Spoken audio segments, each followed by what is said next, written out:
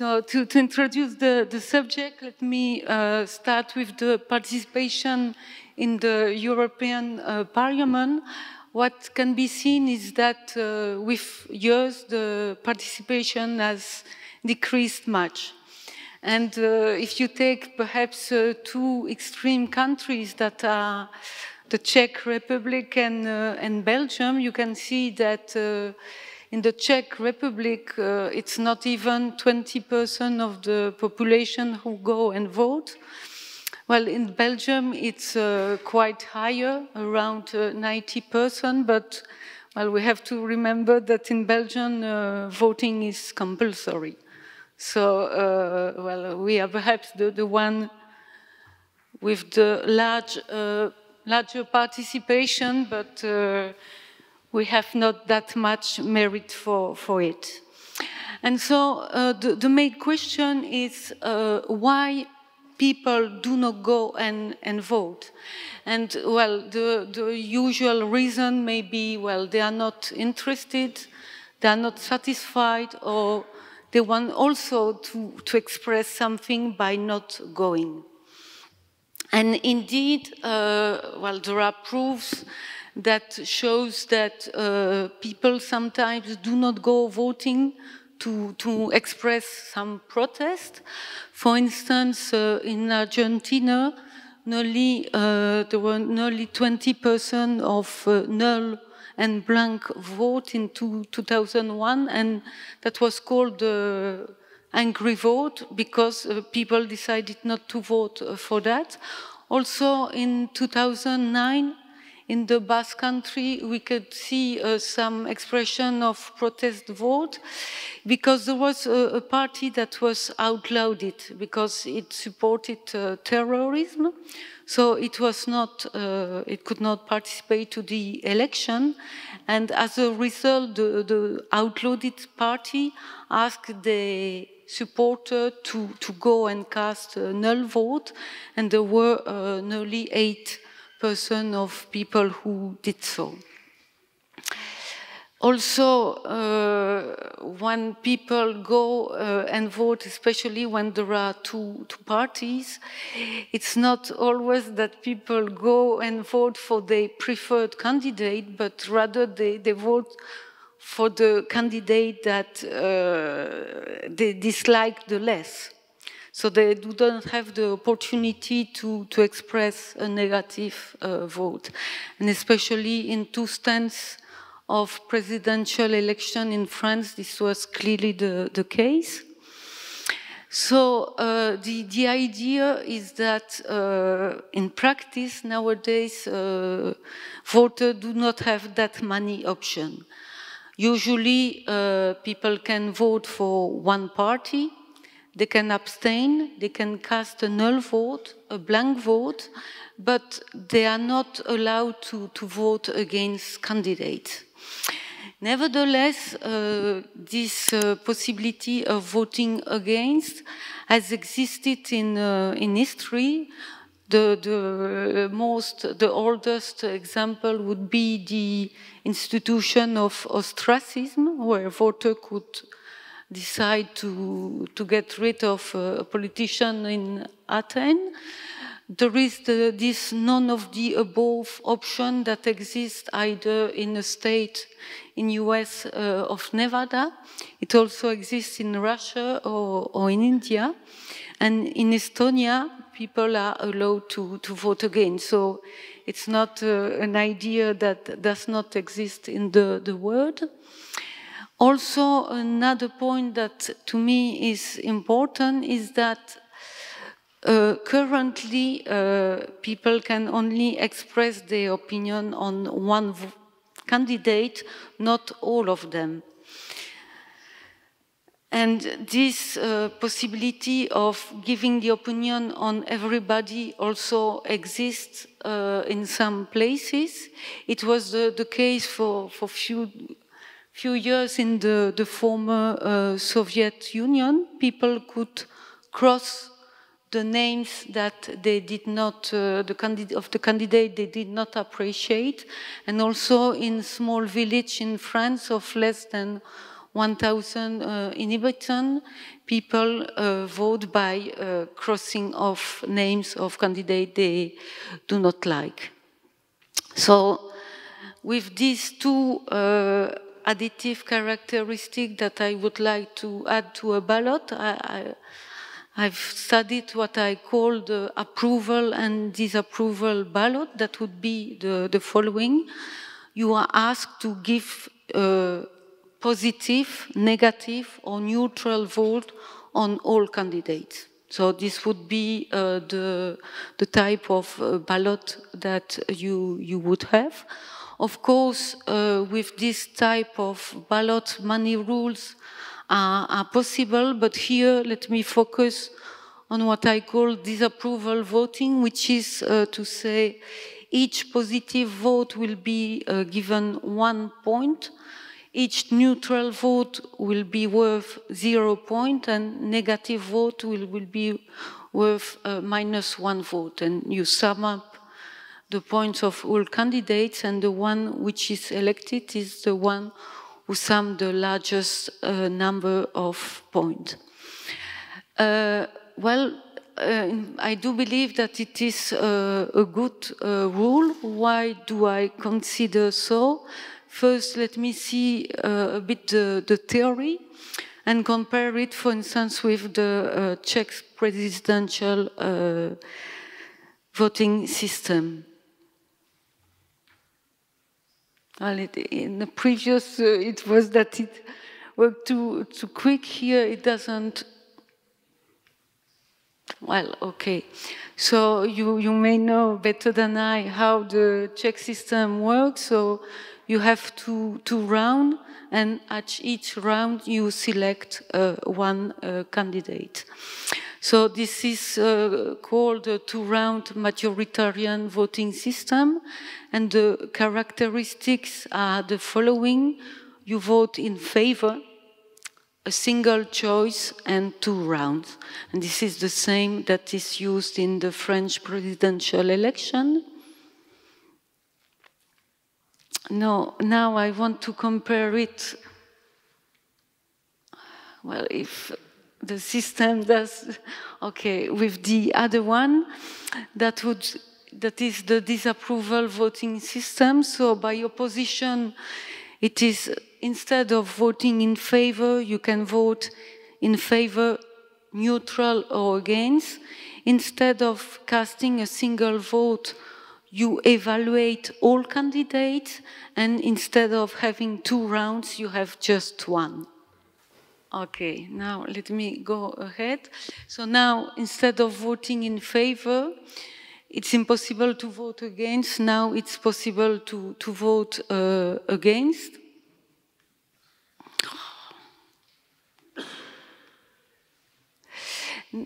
Previously, you had a single choice, and the question when you have a single choice is who will you support, and basically you have to decide whether you support your preferred candidate, whether you support the candidate that you consider that have some chance, or whether you support the candidate who might have chance to beat the one that you really dislike. So basically often you have a dilemma to express your real preferences, while with the other system, well, as you have more options, you have more possibility to be able to express a sincere vote.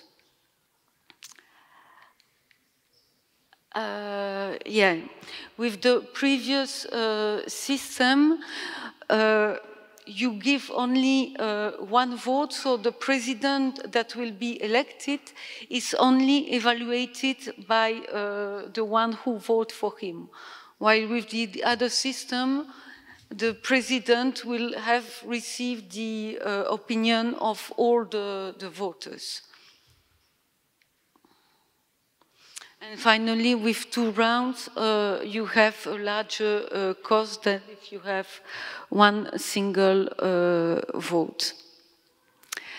Now, another point that, another characteristic that is important is that voting, the presence of marginal candidates may change the result. And this is what indeed happened in the election of 2000 in France. Basically, there were two main candidates that were Chirac and Jospin, the classical. But what happened was that Jospin received not enough vote to go to the second round. And in fact, why this was this? Because in the classical strategy in the election in France is that in the first round you vote for your preferred candidate, and in the second round you vote for the one that you like most among them. But as there were that many candidates in the first round in the 2002 election, the socialist candidate did not receive enough vote to go to the second round. So, but had one of these marginal candidates dropped, the vote would have gone probably to Jospin. Jospin would have gone to the second round, and he might eventually have been elected. So the presence of marginal candidate may change the result. While with the other system, well, if one marginal candidate disappears, well, he receives no vote, and that's it. And another characteristic of the traditional system is, again, that receiving more votes may be bad for you. In which sense, again, if we take the election of the 2002, had voter, instead of voted for Le Pen, voted for Chirac, then the score of Le Pen would have decreased, and again the second round would have been between Jospin and Chirac. Jospin may have won, which means that Chirac receiving more votes might not have been elected. So this means that receiving more votes, I don't know where to press, well,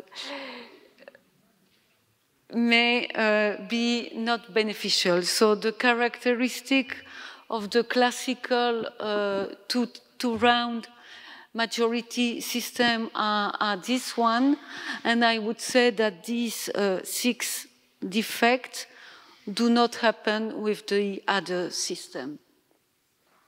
So larger, small candidates never change the result. Getting more votes is beneficial. The cost is smaller. You have more options. So I would say that this system is strictly better than the one which is in use in France or the Czech Republic for the presidential election. Now, if the system allows, let me, well, I don't know whether, yeah. Now I would like to make the comparison in practice, and in fact what we did in France, there is already a large tradition of making some experiment on the election. So these are experiments that are made in situ, that is to say that on the very day of the election, places that have been already selected and agreed, the election is replicated at an experimental voting place. So once the voters have voting for the official system, they go to the experimental voting place. And in 2017, I did an experiment in southeast of France, and I checked. Well, this is the place where we went. Yeah, and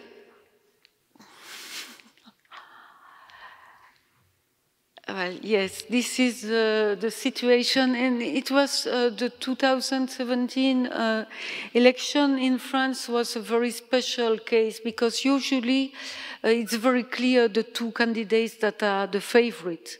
And in this case, there were basically 5 candidates that might have been elected, because the main right-wing candidate, just not much before the election, there was a scandal about the fact that he was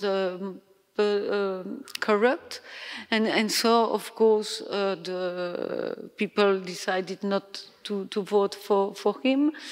There were 2 left-wing candidates that had their chance. There was also Marine Le Pen that had some change, and the one that was finally elected, Emmanuel Macron. And so we did the experiment.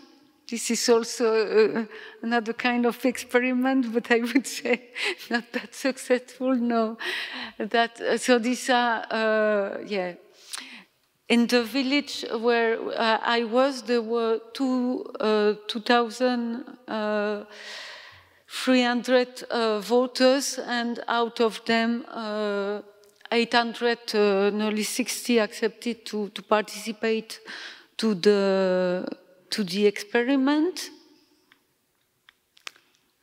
So those who did not accept to participate to the experiment, basically, well, what they did was just to try to avoid meeting us, not to participate to the experiment. Some claimed that they were too old. Some that they were in a hurry. Well, the explanation were diverse. So basically, we replicated a classical place to vote in France.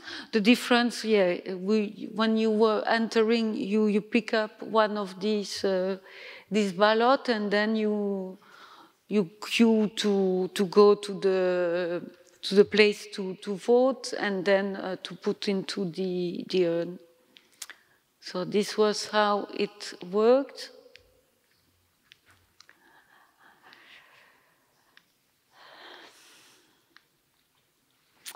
So yeah, it was said that you could vote only, you had to put 1 cross per candidate, and that if you were putting 2 crosses for a candidate, it would be null. And basically, I could say that people were quite happy with the result. The kind of comments we received was that at least we can vote with the heart. We can at least vote against.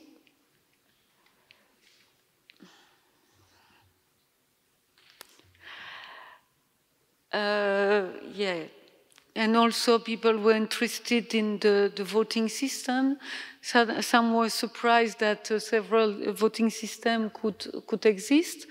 Now for the result, we can say that when people are given the opportunity to vote differently, they use all the options that they have.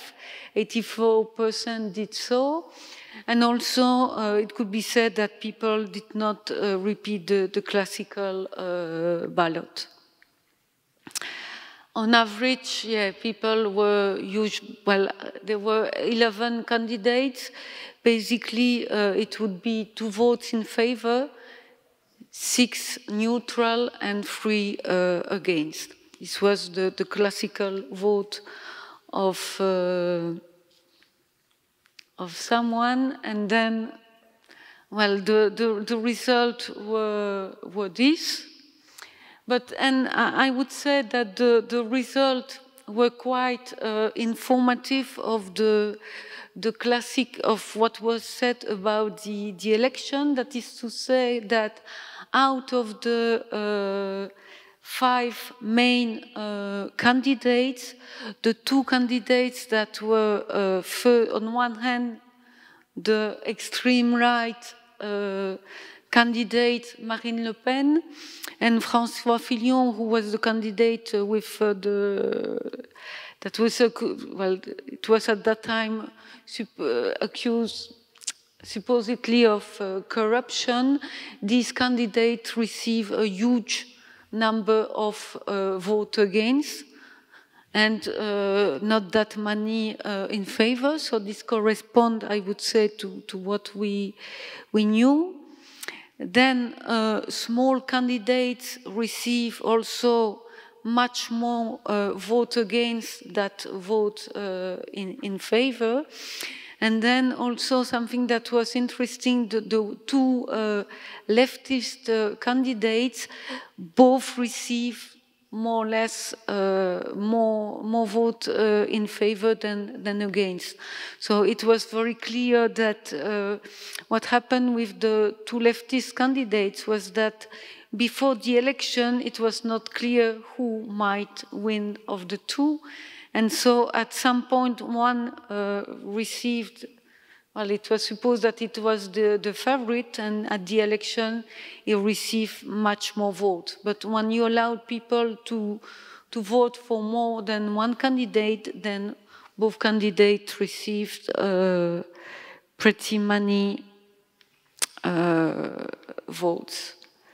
So yeah, this was the main result. And I would say that this information that basically was well known in France before is confirmed by the experiment, and we can extract the information from the result, so to say. So basically, yeah, I consider that it is a good rule. Now let me, the reason, yeah. So to me it is a good rule for different reasons, because I believe that it may increase participation. If people are given more options, they might try to take advantage of there is more information given on the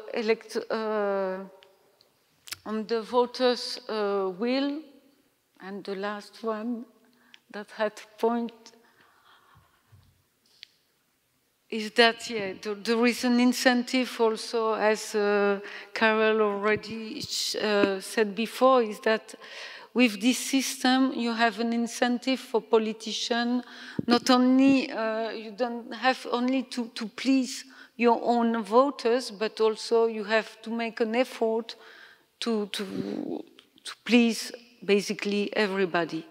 So in my opinion, this is a good rule that deserves to be perhaps more experimented. Now, I would say that it's up to you to make your own choice. Thank you very much, and well, very sorry about.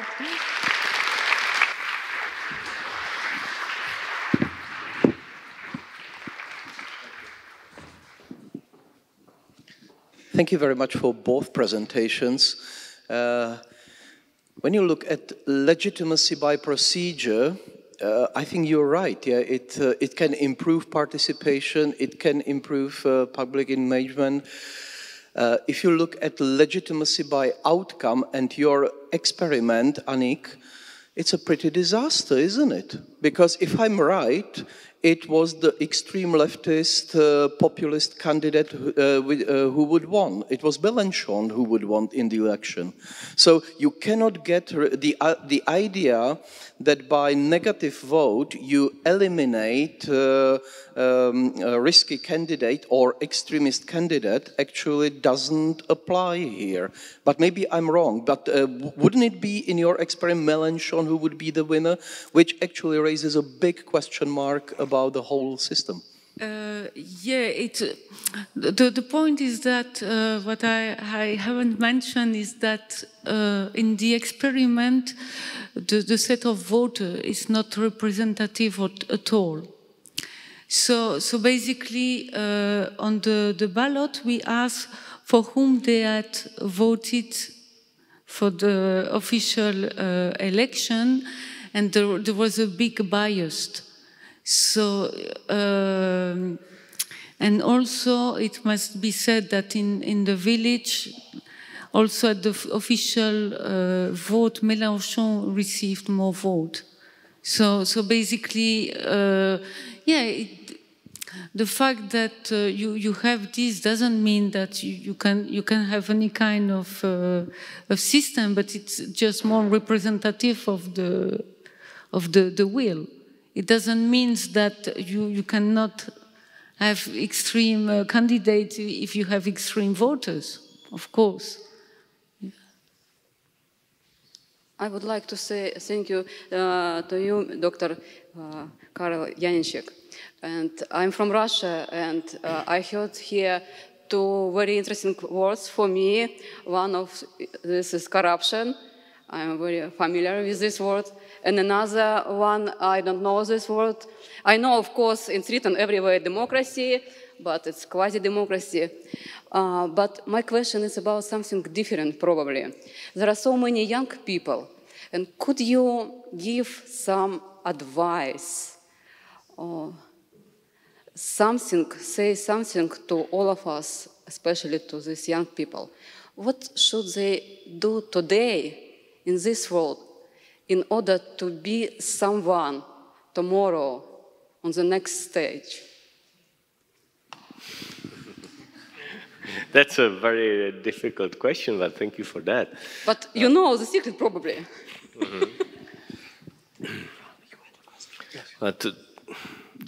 To me, the crucial thing of today is to think about higher human values, which I believe could be seriously threatened today, especially freedom.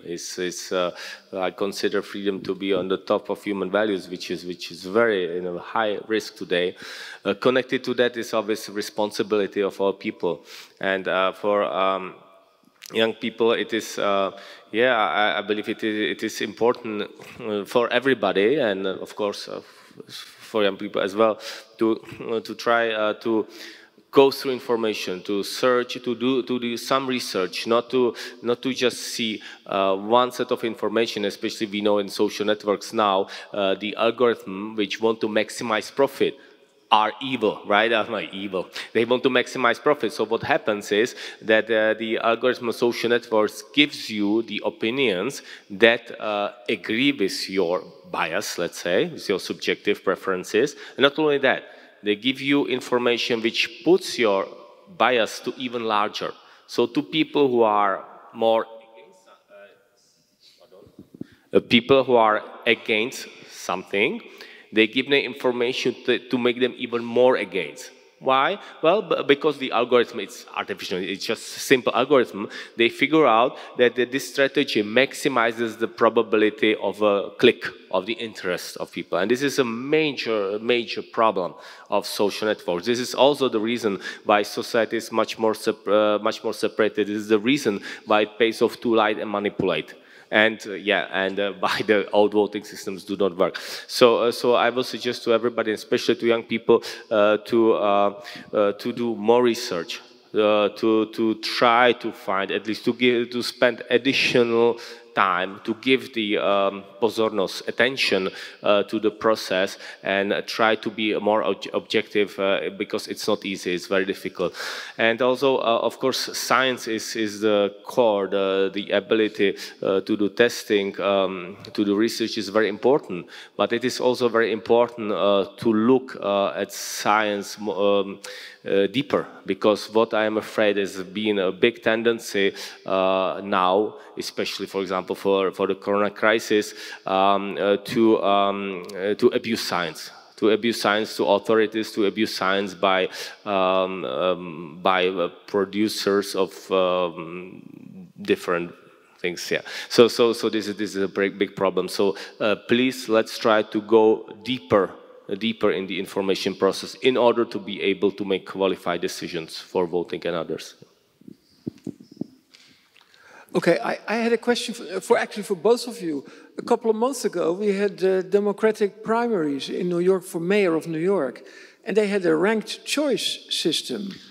So I mean, undoubtedly you know what I'm talking about much better than I myself. So I was wondering, is there any advantage there? Is the participatory budgeting, which is being used in New York City for the D21. Participatory budgeting is that people actually it was done online now, so not all the districts, fewer districts were using it, and part of the budget of some districts is being decided by people how in which projects to use it. No, yeah. No, in fact, it was the Democratic primary. So we all had to vote for the candidate, the Democratic candidate for mayor of New York, who would become, that's Eric Adams, he will be mayor of New York, because the Republicans are nothing in New York, so they always lose. So that made the primaries important, and they had a ranked choice system. So we had, like, I don't know, 7, 8 candidates, and we had to rank them 1, 2, 3, 4, 5, and so on. Yeah. So you are asking about the ranking voting system. Yeah, it's ranked voting or single transfer vote. I can show you the theoretical results that I have done. It is actually the single transfer vote is a very complicated system, the way it works, so it is very non-transferable. But actually, it has a major theoretical and also practical weaknesses. I'd be happy to show you the theoretical results that I've done on that. There is a systematic, let's say, systematic bias or systematic tendency to choose lower utility candidates because of the way it is being calculated. Yeah, I will explain that more in detail because it's a little bit longer. But yes, it is very interesting actually, because the STV is, I dare to say that out of the complicated systems, it's probably the worst one. You have systems like board account or others which are much better than the single transfer vote. And it's the only one which is being applied in some places in the US, like for example for mayor, or there is another state in the US who uses that, which is, yeah, it is very funny. It's like a paradoxical situation that people are resistant to change, but when the change come and they make it towards more difficult, they actually might choose the worst one. And by the way, for the United States, it's very interesting because D21, I found out later that D21 was already used. It was used for presidential elections in the United States for the first several, I think 3 presidential elections, because, it was by chance, because people were voting for a president and vice president, so people were using 2 votes. And important is the president. So there was D21 with 2 positive votes in practice. Unfortunately, what happened, you can look at, I think, in the 3rd presidential elections, it was a flaw in the rules. And what happened is that there was a tie, and the way the ties was resolved was completely illogical. So what happens, there was a tie, I think it was the 3rd presidential election in the history of the United States, and after the tie, the result was just totally off, total nonsense, and then they changed the rule. And unfortunately, they dropped D21, so it's kind of a very funny situation. If I may add something, the problem also with this system is that, again, if a marginal candidate is eliminated, the result may change. And this is one of the reasons why I think that it's better to vote on all candidates, because you avoid this kind of problem. Maybe I try to explain in 2 sentences the weakness intuitively.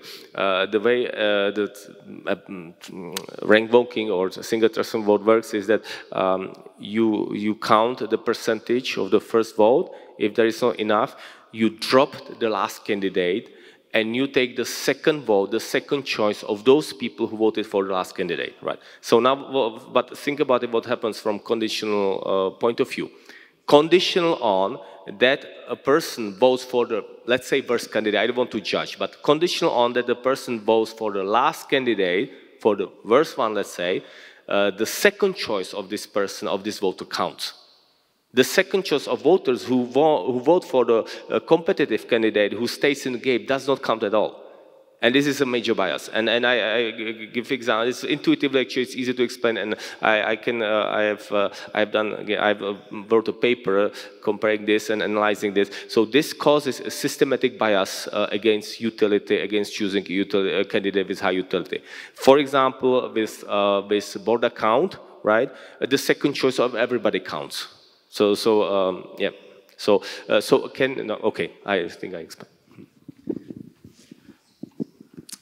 If you want to get companies around the world to adopt the system, you're going to have your work cut out for you, and I wish you good luck in the long term. But I can see an application immediately now, even in America, where they have only 2 candidates.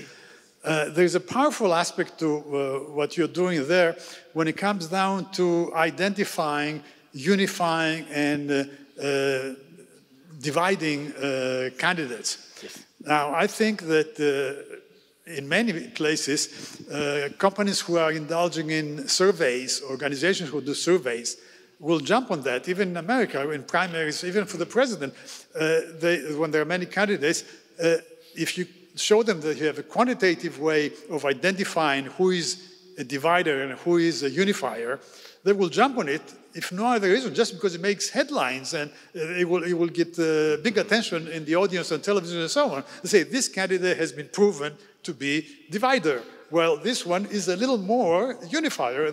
So I think that this companies who do surveys will be much more eager to adopt it right away. Have you thought of connecting with companies with surveys? We have tried to, and the D21 is used by some NGOs here in Czech.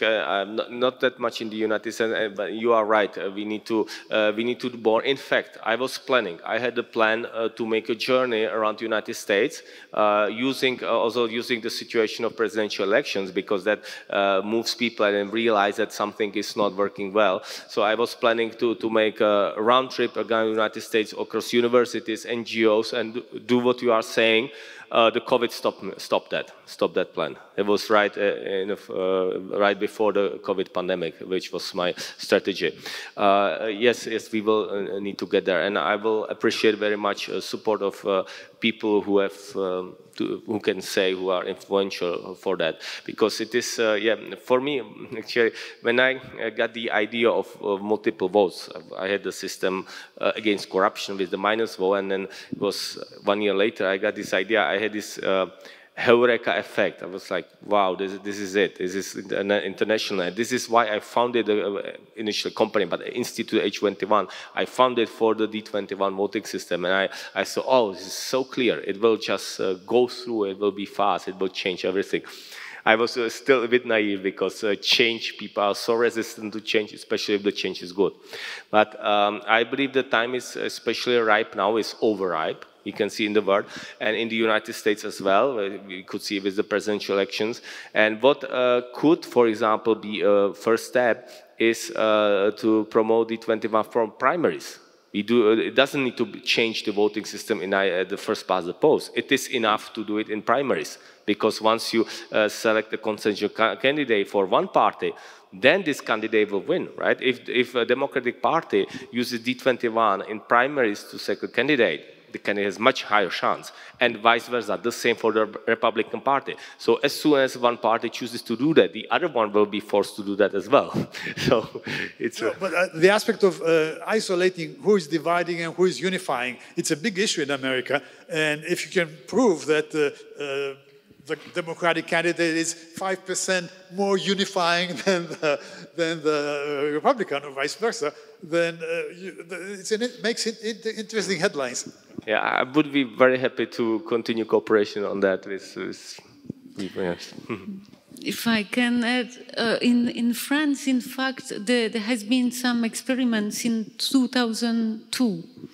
And, well, the defect of the current system has been pointing out first with the Le Pen, Chirac, Jospin case.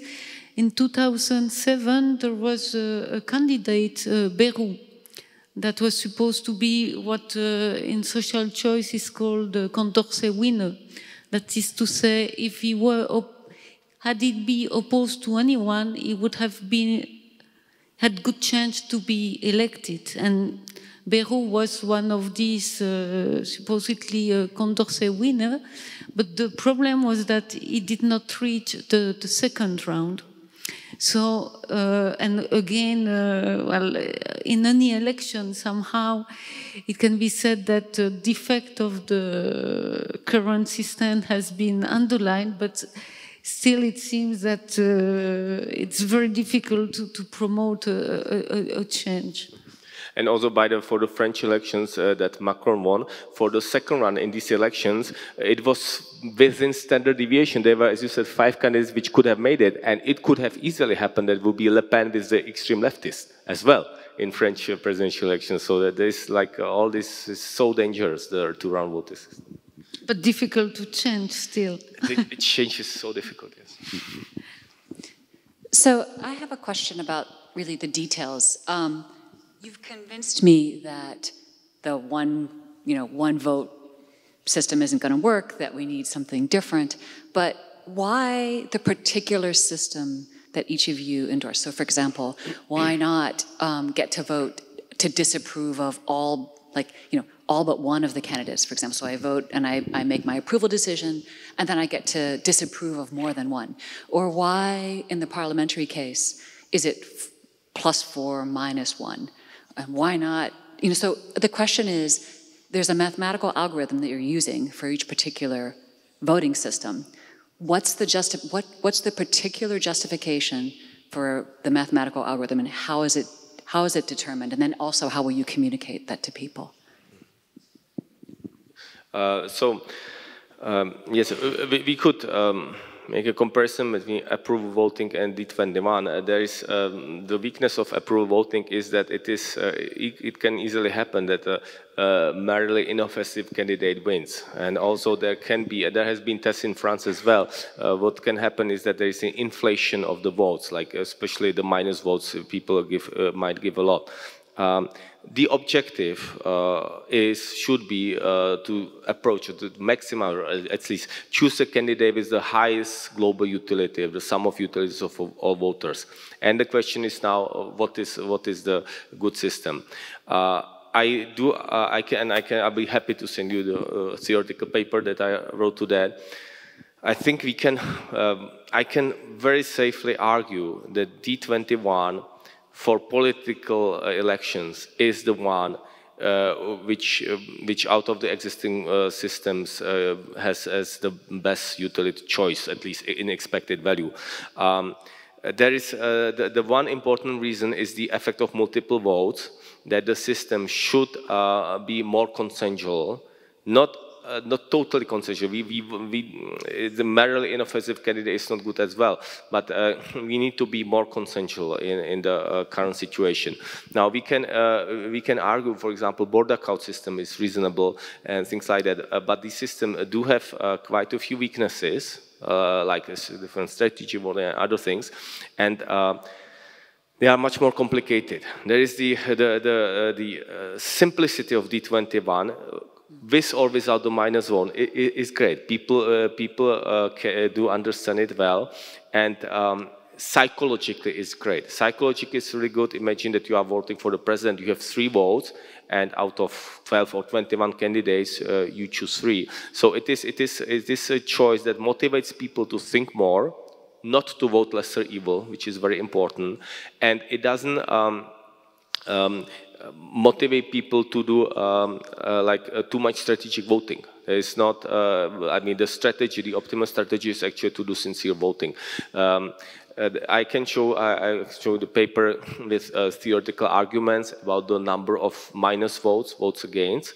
Even, in fact, in the definition of D21 is that the number of minus votes must be less than or equal to half of the plus votes. There are theoretical reasons for that in order to, in some model, under some obviously setup, to maximize the utility of the sum of utility of voters. So yeah, so I'll be happy to send you the paper with more details.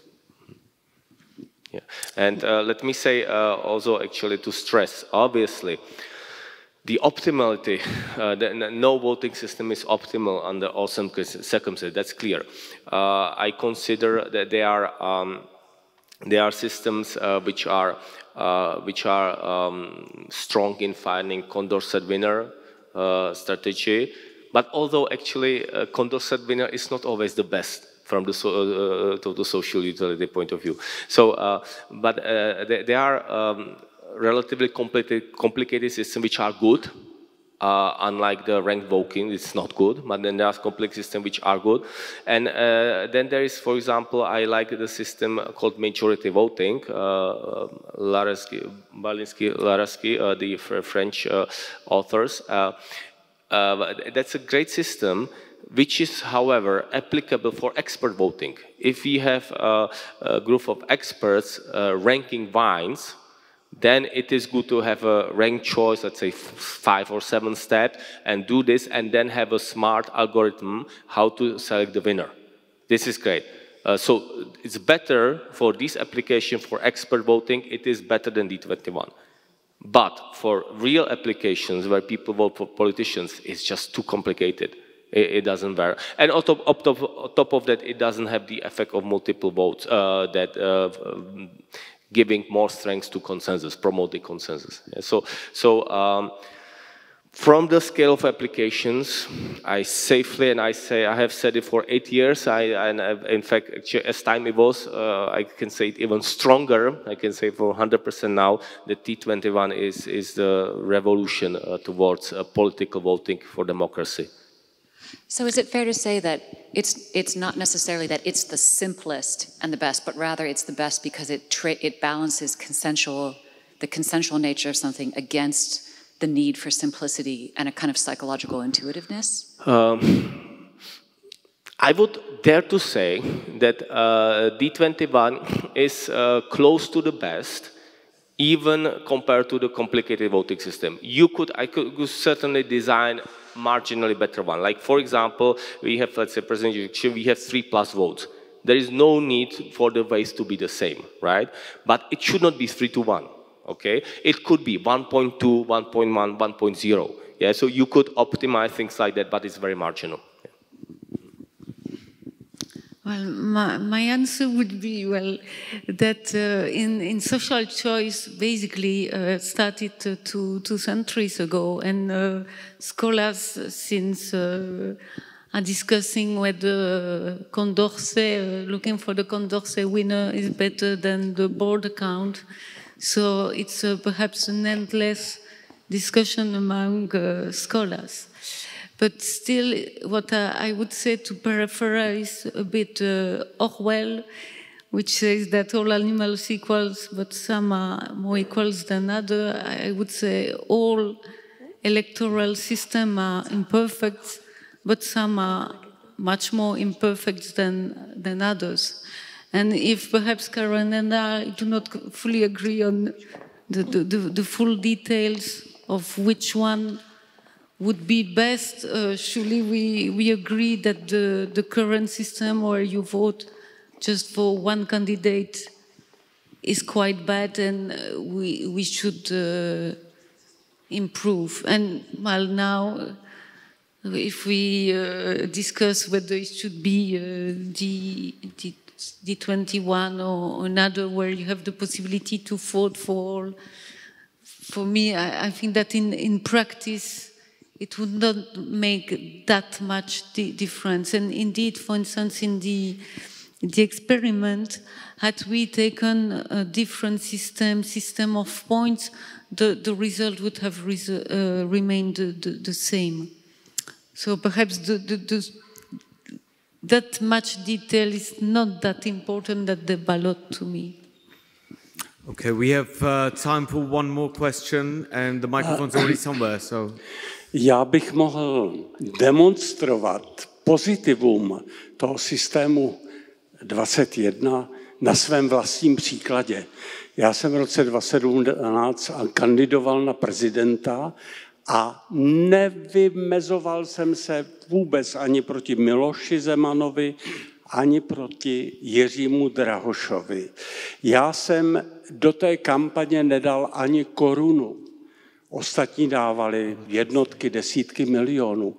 A jedině systém, vy jste mě nikdy nedali na poslední místo a já jsem skutečně byl vždy u všech těch agentur poslední, ale nakonec jsem byl přesně podle vás předposlední.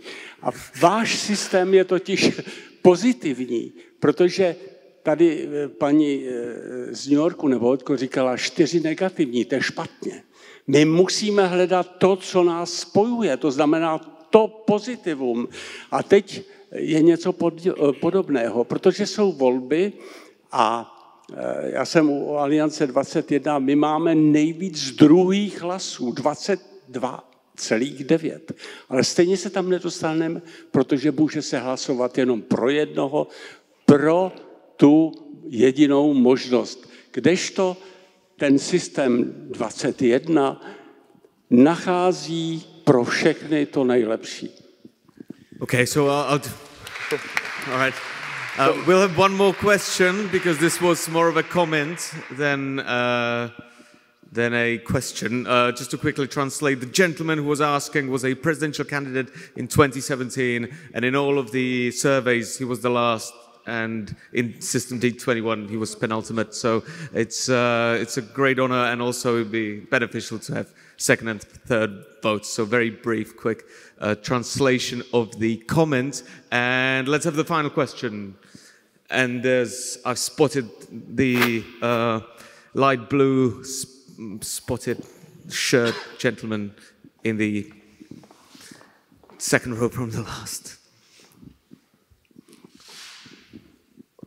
What are the greatest challenges regarding the adoption of D21, and what we as citizens can do to help it? You ask the greatest challenges in what sense? I mean, adoption in place of the current voting system. If we wanted to upgrade the current voting system to use D21 instead, what are the greatest challenges? So the greatest challenges in implementation. Yes, exactly. Yeah. Well, the greatest challenge is that obviously politicians do not want it, at least most of them, right? Because it's not like we say in Czech that the fish carp doesn't want to get rid of the water in its pond. Yeah, it's not good translation, but anyway, the point is that D21 gives much more power to voters. And those people who are elected under this current system, it's not in their advantage. So, the way to implement D21 is to go from 3 sides. One is academic, research papers and things like that, and arguments and conferences, and also support of academicians. That's very important. The other one is grassroots, which we have been employing, and for example, this year, the Czech Nightingale? Nightingale. That's a game that people vote for the best singers, singer woman, man group. So it will start. It will be this year. It wasn't after 3 or 4 years. It will be running again because I bought it.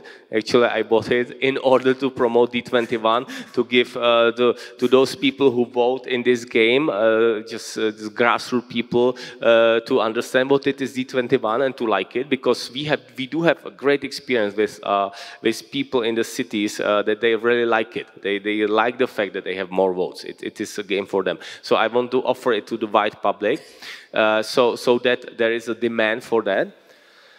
And the third choice is, of course, lobbyism, pushing into politicians, but it has no chance without the first two parts. So without voters voting as grassroots and without having sufficient support in academia, in science. Yeah.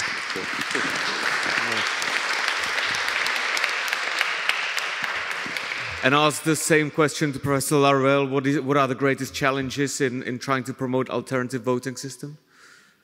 Challenge? Yeah, what are the biggest challenges according to you? No, it's true that I think it's very difficult to implement because indeed the politician, somehow the voting system is a kind of a picture that you take of a politician, and if in the current system the politicians are very handsome, then it's very difficult to propose them to take another picture of them. So this is the main difficulty, I believe. Okay, so once again, many thanks to both of the speakers. Thank you very much.